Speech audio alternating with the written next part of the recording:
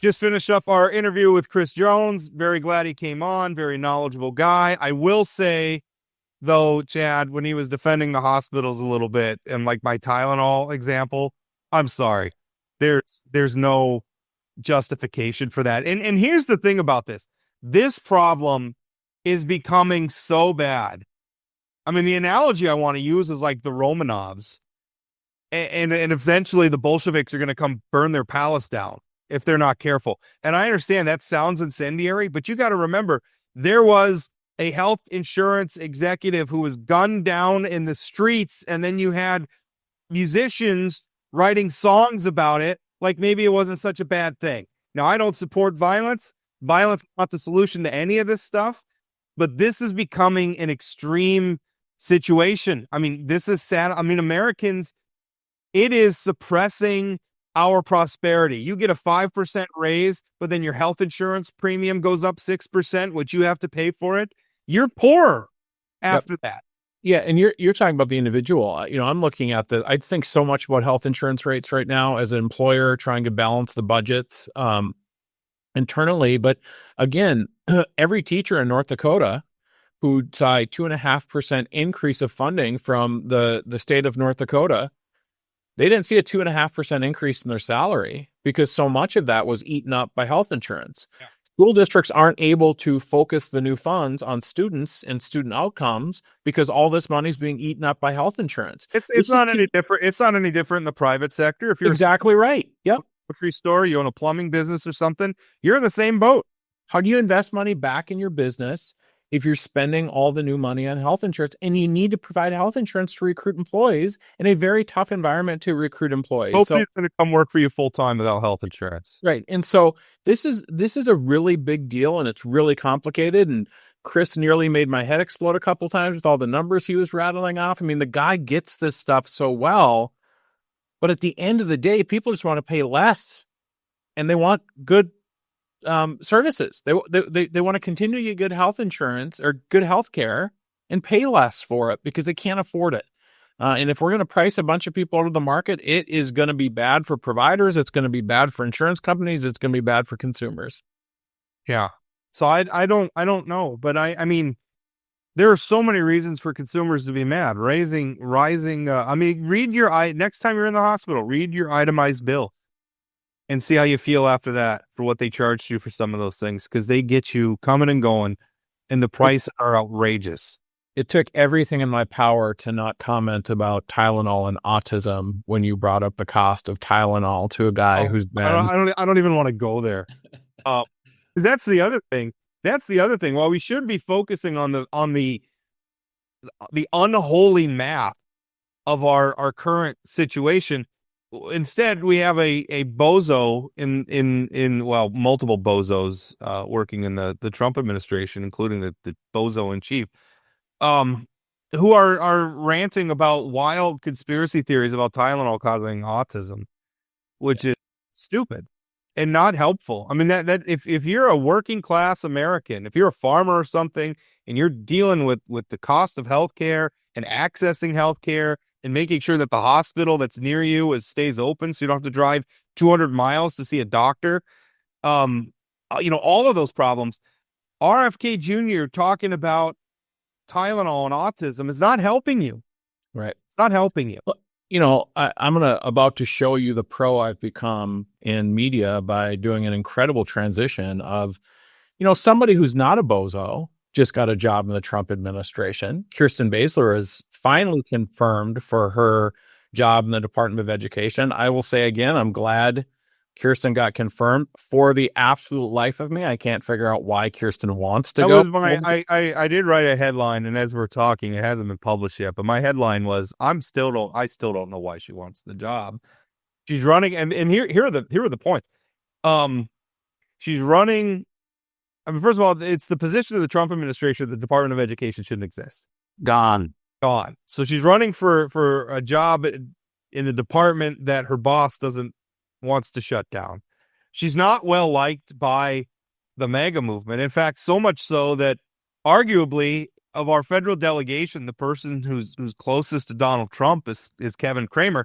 You will notice that when Senator Hoven, because typically when a North Dakotan gets appointed to a federal position like this, you'll see like congratulations statements from all the top elected officials in the state. And usually it's bipartisan. You know, was it Nicholas Chase got appointed to be the U.S. attorney for North Dakota, and Senator Hoven and Senator Kramer and Kelly Armstrong and everybody sent out a press release about that. But when Baesler got appointed, Kramer did not join. Like Hoven and Kramer combined on a press release for Nicholas Chase, and then Hoven also sent one out for Baesler, and Kramer wasn't on it. So she's not liked by the faction of Republicans who are in charge in Washington. The only thing I can think, Chad, is she gets to put this on her resume now that she was in a presidential appointed position, and eventually, when she's working as a consultant, that'll be worth some additional dollars. So a couple of comments on that. Maybe that's unfair of me. Yeah. One, I would say I can't fathom another reason. As you were talking about the delegation putting out statements, when my wife got appointed the USDA Rural Development Director, all three members of the congressional delegation, including Kevin Kramer, put out a statement basically saying congratulations. That is really, like, to think about that Baesler didn't get that, and Aaron did, as in a Democrat. Yeah. Yeah, it's sort of crazy. So I'm not convinced that this is about post her position.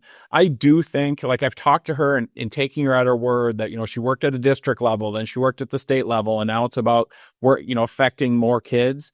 I think she's convinced that she can go in there and push back on some of the craziness.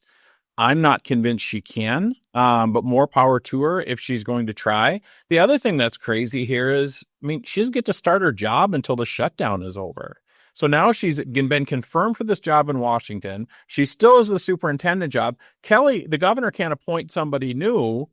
It's just bizarro world. Yeah. Well, and speaking of bizarro world, and then last week her office sent out a press release congratulating her on confirmation, which turned out was just the cloture vote and not the actual confirmation, which came yesterday. I got in touch with our news team right away. I was like, I know you're seeing this press release. You need to pump the brakes because that was a procedural vote. That was not a confirmation vote. So, and I mean, mistakes like that happen.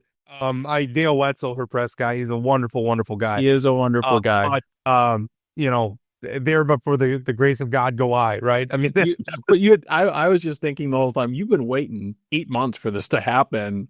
I mean, just get to know the process and wait for the actual, or call one of the senator's offices and say, hey, is this done? Yeah. Is she confirmed? Anyway, good for Kirsten. When she eventually goes to Washington, I wish her all the luck in the world. I don't hold any grudges. I am. My feelings about the Trump administration are so strong. I don't know. I don't buy that there's any good to be done there to go in there and try to fight, because it's just a good way to get yourself in hot water and pushed out. Yeah, she's just gonna get connected to this stuff, and this is her capstone of her political career, likely. And I think, unfortunately for her, it's with this president. Yeah. All right, let's talk about District 42, where the drama on appointing the replacement for Representative Emily Bryan is not over. As things stand now, Dustin McNally has been appointed to hold that seat, but now there's a petition going on. Despite the fact that the committee made the appointment, the people who lost at the committee meeting now are circulating a petition to force a special election. And Chad, for the life of me, this just seems stupid on multiple fronts. I think it's stupid in that, Dustin McNally was going to be on the ballot next year anyway. Right. So and all this does, Rob, correct me if I'm wrong, is the governor can call a special election or just have a special election in the June primary. He decides when it happens, and he's allowed to decide that it coincides with an already scheduled election. And if it's a special election in June, for example, does that mean McNally doesn't have to be on the November ballot? Then there's just one election. Whoever wins there. Whoever wins. So then you don't have to go through the primary and the general in District 42. It's just this one shot in June to serve the rest of O'Brien's term. Which, why? I don't know. Is that worth the cost of going through this? And maybe the cost is negligible if we're going to hold it on the June primary. Anyway, but here's where it really gets stupid for Republicans. McNally's almost certainly going to face a challenger from the right. I don't know. In fact, this morning I got a copy of a flyer that's being distributed in District 42. It's paid for by Citizens Alliance of North Dakota. Brandon Pritchard's paying for it. And the interesting thing is that means that McNally's going to get a challenge from the far right, from the MAGA crowd, the populist crowd, whatever you want to call them. So that means there'll be 2 Republicans on that ballot. But that special election isn't just for Republicans. Democrats get to participate too. They get to nominate a candidate. So potentially what you're going to have is 2 Republicans and a Democrat competing against one another. And what do we know about the laws of triangulation and race? District 42 is not, it's a purplish district.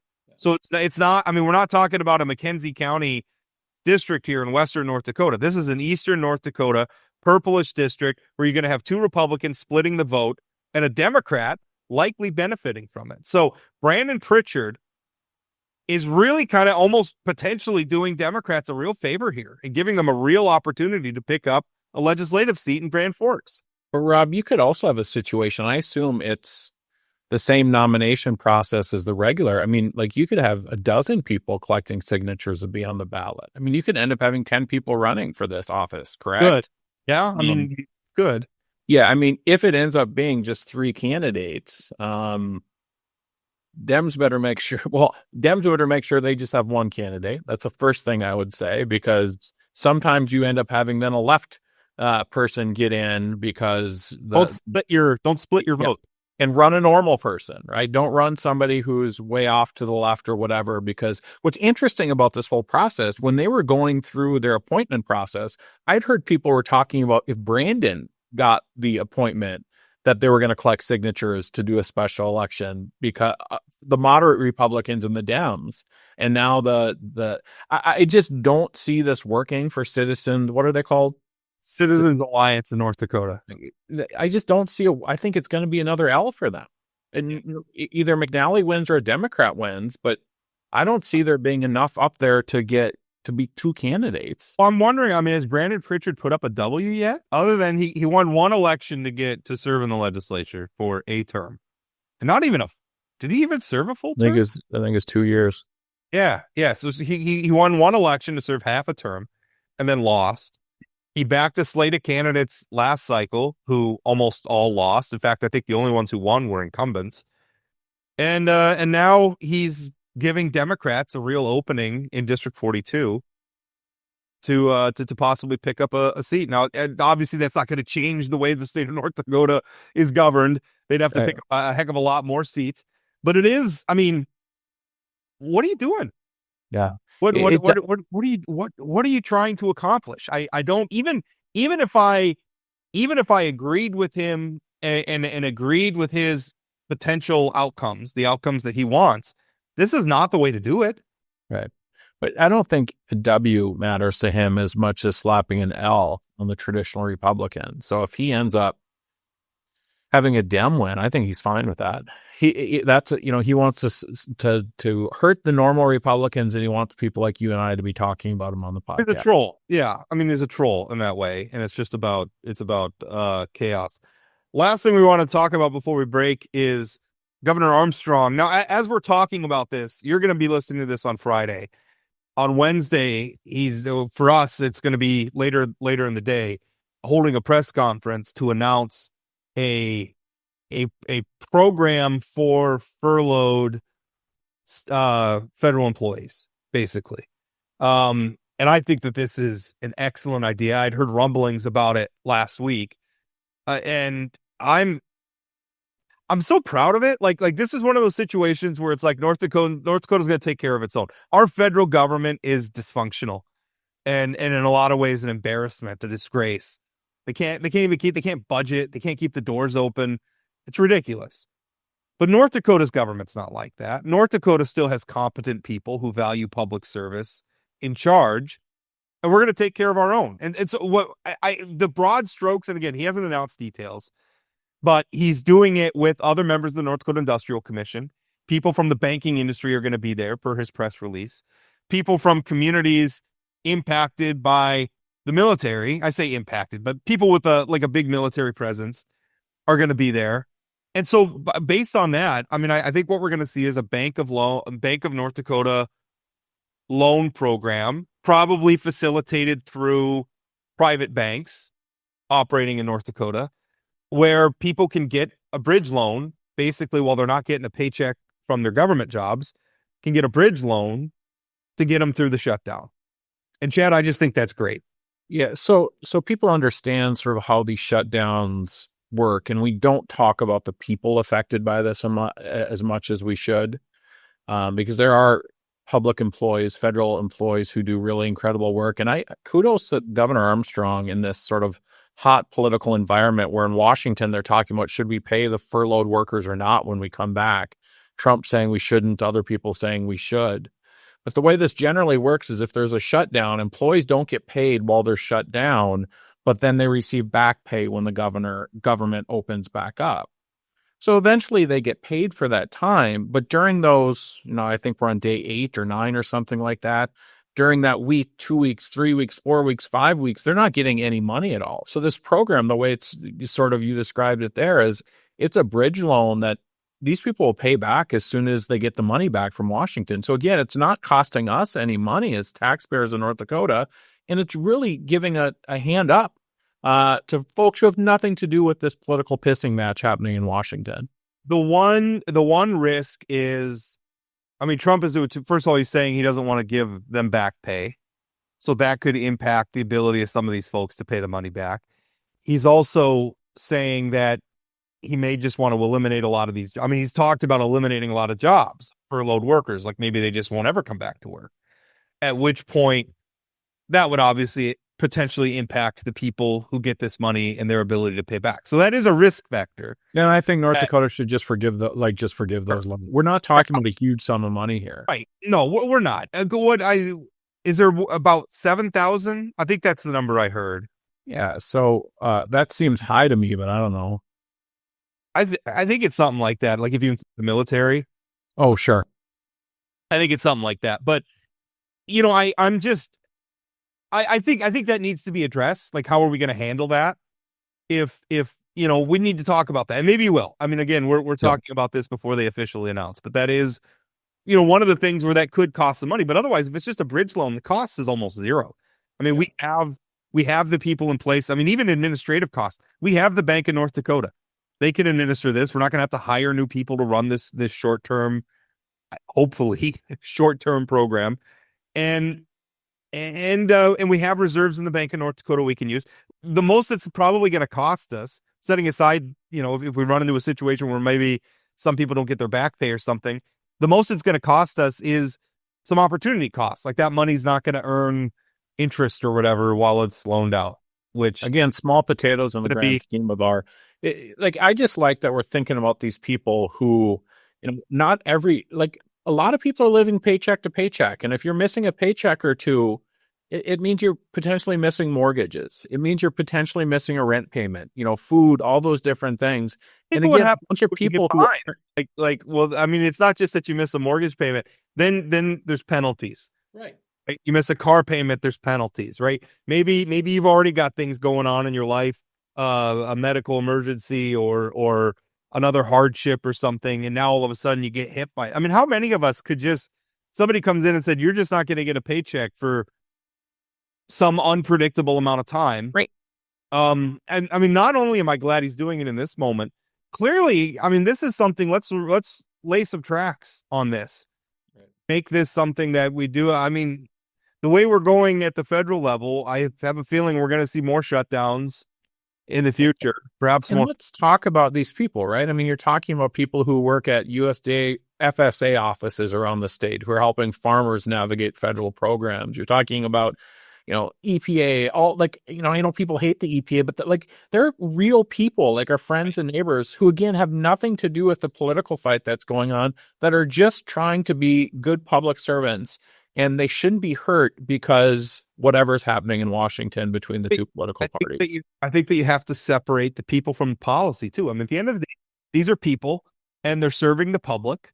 At the end of the day, the taxpayers are their employers. Let's treat them fairly. We can have debates about what should the EPA do, what shouldn't the EPA do, should the Department of Education be shut down. We can have all those debates.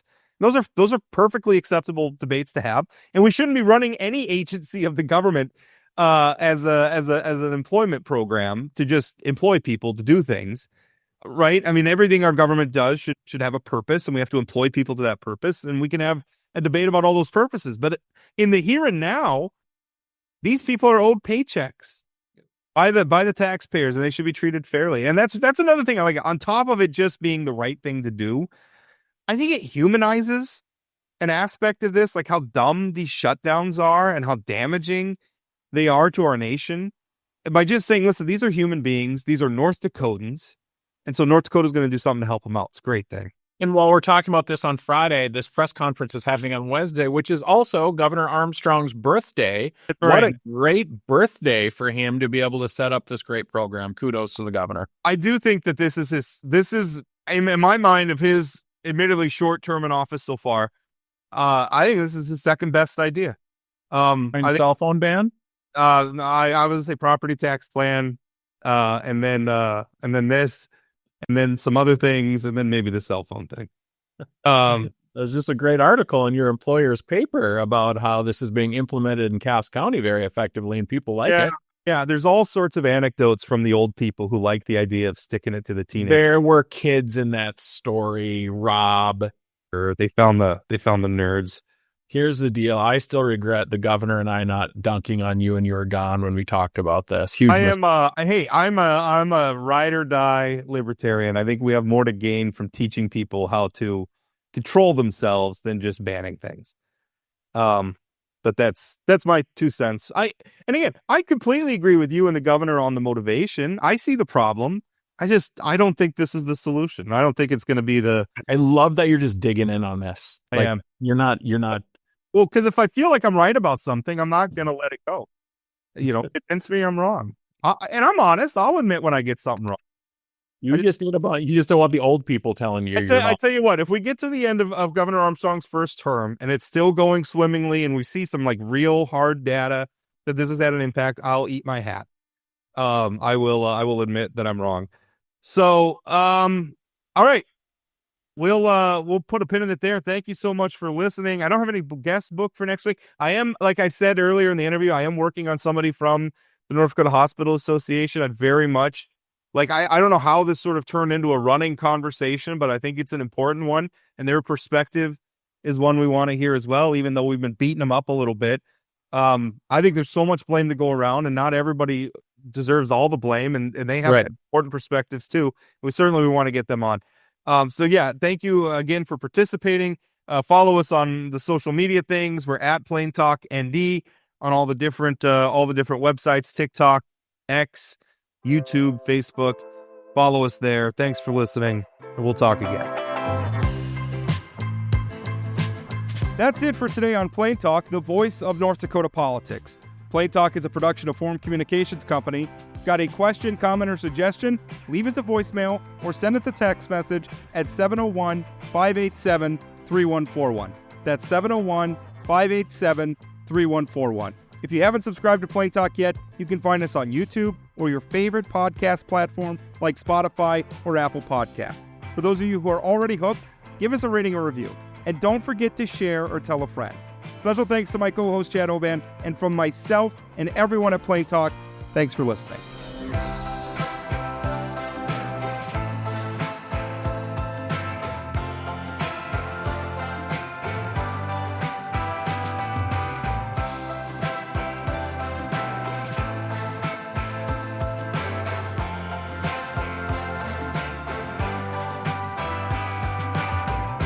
They don't have to do that, but they're doing it because they can.